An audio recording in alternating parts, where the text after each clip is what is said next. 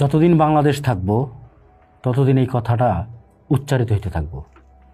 কোথায় আজ সিরাজ শিকদার? সিরাজ শিকদারের বিনা বিচারে হত্যা কইরা শেখ সাহেব দম্ভ হইরা পরিষদ কক্ষে খাড়ায় কইছিল, কোথায় আজ সিরাজ শিকদার? শেখ মুজিবুর রহমান যখন জনপ্রিয়তার তুঙ্গে সামান্য একটা তুড়ি মারলে লক্ষ লক্ষ লোক প্রাণ বিসর্জন দিতে পারত, তখনও তিনি হুঙ্কার দেওয়া ছাড়া কোনো বাস্তব কর্মপন্থা গ্রহণ করে নাই। বাকশাল গঠন কইরা 4টা বাদে সকল সংবাদপত্র বন্ধ করে দেওয়া হলো। ঢাকা বিশ্ববিদ্যালয়ের vice chancellor doctor Abdul Matin Chowdhury, Bangla একাডেমির মহাপরিচালক ডাক্তার মাঝহারুল ইসলাম সহ দেশের সকল শ্রেণীর বুদ্ধিজীবীগো তখন বাকশালের বিভিন্ন অঙ্গ সংগঠনে যোগ দিতেও বাধ্য করা হয়েছিল।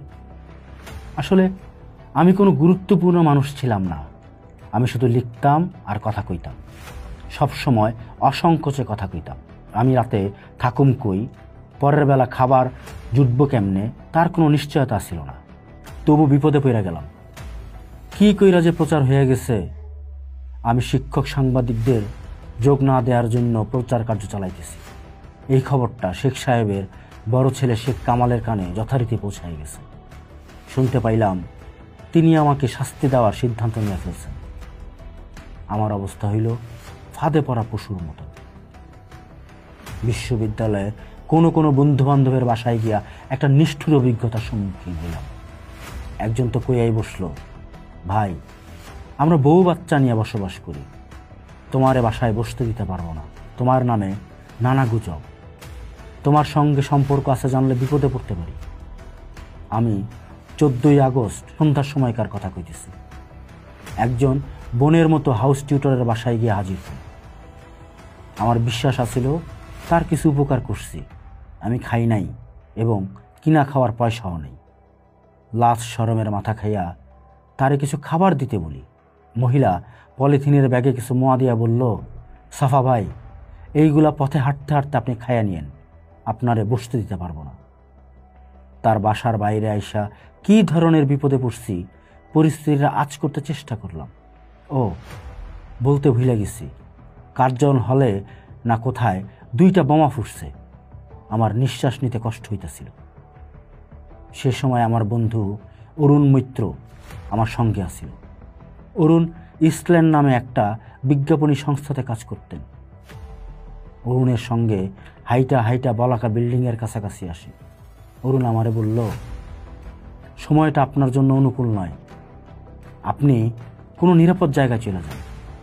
পরামর্শটা দিয়ে অরুণ বাসায় চলে গেল। উদ্দেশ্যহীনভাবে আমি বলাকা বিল্ডিংয়ের পাশ দিয়ে হাইটা যেতেছিলাম। ওমা, কিছু দূর যাইতেই দেখি একখানা খোলা জিপে সাঙ্গপাঙ্গ সহ শেখ কামাল। একজন দীর্ঘদেহী যুবক কামাল রে আমার দিকে তাকায়া কইতাছে, দেখো কামাল ভাই, আহমেদ সাফা যায়। কামাল কইলেন, হারামজাদাকে ধরে নিয়ে আয়। আমি প্রাণ ভয়ে দৌড়ায়া নিউ মার্কেটের কাঁচা বাজারের ভিতরে ঢুকে পড়ি। যদি কোনোদিন স্মৃতিকথা লিখতে হয়, এই পালায়া যাওয়ার বিষয়টা বিশদ বর্ণনা কইরা লিখব। মুজিব একদলীয় শাসন ব্যবস্থা কায়েম করলেন। সংসদীয় গণতন্ত্রের লাশ বানায় কবর দিলেন। সমস্ত গণতান্ত্রিক অধিকার কাইরা নিয়া এক ব্যক্তির হাতে সমস্ত ক্ষমতা কেন্দ্রীভূত করে রাখলেন। দেশের সকল রাজনৈতিক দল বেআইনি ঘোষণা কইরা একটা মাত্র দল বাকশাল বহাল রেখা ব্যবস্থা হইল। মুজিব নিজের হাতে নিজের রাজনৈতিক দলের কবর রচনা করছেন। তার জন্য একটা করুণ সমাধিসৌধ নির্মাণ করে গেছেন। আসলে আমি যখন মাঝে মধ্যে সফা পড়ি, তখন আমি দেখি, ভাবি, বুঝবার চেষ্টা করি শেখ মুজিবের শাসনামলটা কেমন আছিল। পোস্ট দেখুন, ভাবুন, করুন, থাকুন পোস্টের সাথেই।